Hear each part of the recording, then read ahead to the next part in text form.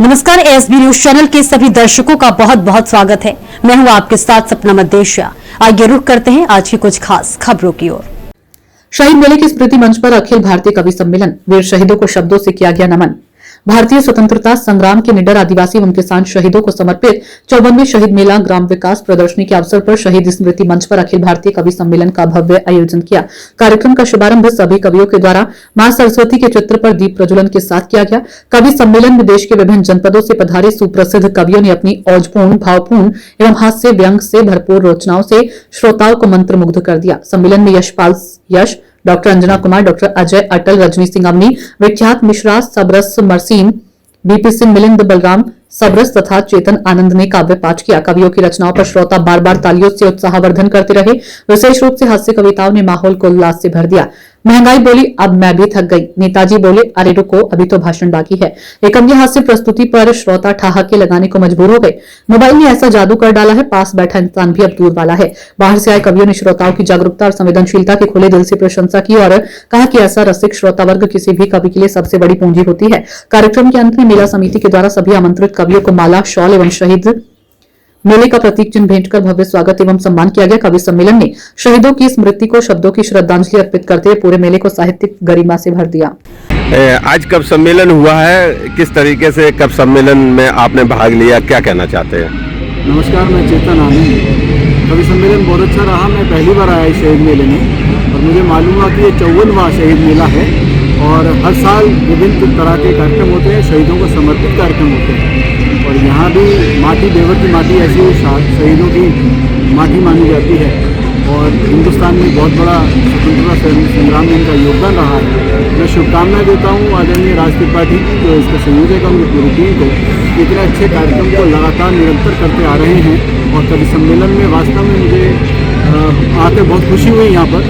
मैं तो केवल उनके लिए यही कहूँगा कि खामोश हम रहे तो पहल कौन करेगा, उजड़े चमन में फेर बदल कौन करेगा, प्रश्नों के पक्ष में अगर चले गए जो हम, उत्तर की समस्याओं को हल कौन करेगा। धन्यवाद। शुभ नाम क्या है आपका? मेरा नाम चेतन आनंद, डॉक्टर चेतन। कहाँ से हैं आप? अपना गाजियाबाद से। आज शहीद मेले में आप आए हैं और कवि सम्मेलन में आए हुए जो कविताएं आपने गाई हैं बहुत खूबसूरत गाई हैं। किस तरीके से क्या संदेश देना चाहते हैं? जैसे कि आप जानते हैं कि ये जो मेला है वो शहीदों की याद में है, तो ये बताने का उद्देश्य रखा गया है कि आज भी हम अगर अपना प्रभुत्व, अपना जो है संपन्नता, सब चीज़ बनाए हुए हैं वो इन शहीदों की वजह से।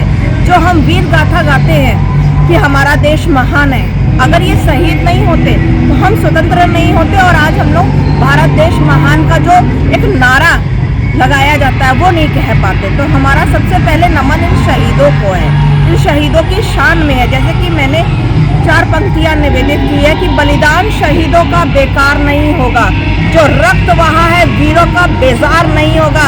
अरे लिख देंगे एक नया इतिहास जिसमें कोई गद्दार नहीं होगा, इसमें कोई गद्दार नहीं। क्या नाम है आपका? मेरा नाम डॉक्टर अंजना कुमार है।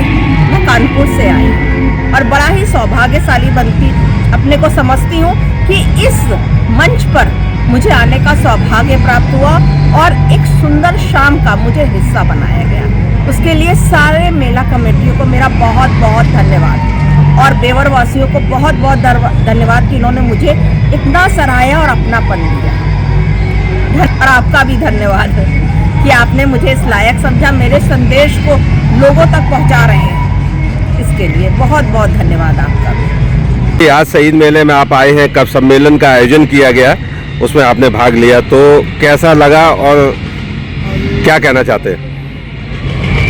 नमस्कार सभी को। मैं इस कवि सम्मेलन में आई, हालांकि मैं पहले भी 2024 में कवि सम्मेलन में और मैनपुरी के इस शहीद मेले में मेरा आना हो चुका है। जितनी बार मैं आती हूँ, जितनी बार मैं इस मेले के बारे में सुनती हूँ, मैं सुनती आई हूँ, सच में बहुत गौरवान्वित महसूस होता है।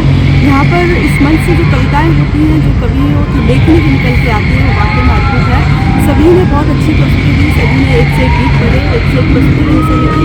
मैं सभी कवियों को बहुत बहुत बधाई देना चाहती हूँ। इस पूरी मेला प्रबंधक समिति को मैं धन्यवाद देना चाहती हूँ जिन्होंने इस खूबसूरत कवि सम्मेलन का आयोजन करवाया और ये शहीदों के सम्मान में जो कवि सम्मेलन किया जाता है। यहाँ पर यदि शहीदों की भावना प्रकट करते हुए यदि मैं 4 पंक्तियाँ कहनी पड़े तो मैं कहना चाहूँगी कि देश की आन बान शान को बढ़ाएंगे, देश के लिए ही सम्मान कर जाएंगे, कि देश की आन बान शान को बढ़ाएंगे, देश के लिए ही सम्मान कर जाएंगे, देश के ही गीत हो, देश से ही प्रीत हो, देश के लिए ही गुणगान कर जाएंगे, देश में पले बड़े हैं, देश के लिए खड़े हैं, देश की ही महिमा बखान कर जाएंगे, देश के लिए जो कभी देनी पड़े जान भी तो, देश के लिए जो कभी देनी पड़े जान भी तो, हंसते हुए ही कुर्बान कर जाएंगे, हंसते हुए ही कुर्बान कर जाएंगे।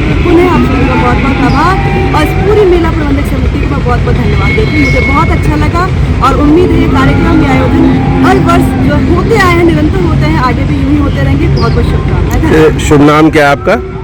मैं कवित्री रजनी अवनी, मैं दिल्ली से आई हूँ आपके मैनपुरी में, और यहाँ पर मुझे बहुत अच्छा लगा क्योंकि सभी ने कविताएं जितनी अच्छी प्रस्तुत की और उतना ही मन से सुना गया, तो श्रोताओं का साथ पूरा मिला और पूरा माहौल लग रहा था कि एकदम रसमय काव्यमय लग रहा था और सभी ने वाहवाही लूटी।